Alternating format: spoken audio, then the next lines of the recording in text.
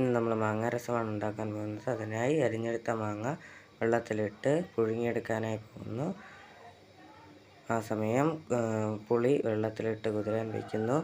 ഇവിടെ മാങ്ങ റെഡിയായിട്ടുണ്ട്. ചീനച്ചട്ടിയിൽ എണ്ണ വീത്തി കടുകിട്ട് ചതച്ചെടുത്ത വെളുത്തുള്ളിയും ഇഞ്ചിയും ഇട്ട് വറ്റൽമുളകും ഇട്ട് അതിൽ കറിവേപ്പില കൂടി ആഡ് ചെയ്ത് അതിനോടൊപ്പം പച്ചമുളകും ഇട്ട് നന്നായി വഴറ്റിയെടുത്ത് അതിനുശേഷം 1 സ്പൂൺ മുളക് പൊടി, 1 സ്പൂൺ മല്ലിപ്പൊടി, 1/4 സ്പൂൺ മഞ്ഞൾപ്പൊടി, അതിനുശേഷം പുളിവെള്ളവും കൂടി ഇട്ട് നന്നായി ഇളക്കാം.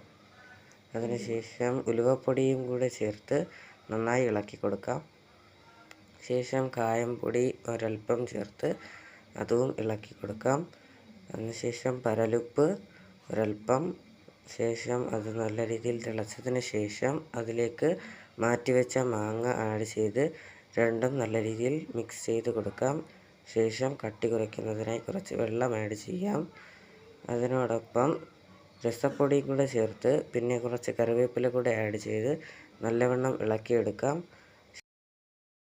ഉപ്പും പുളിയും ബാലൻസ് ചെയ്യാൻ 1 നുള്ള് പഞ്ചസാര ആഡ് ചെയ്ത് നല്ലവണ്ണം ഇളക്കാം.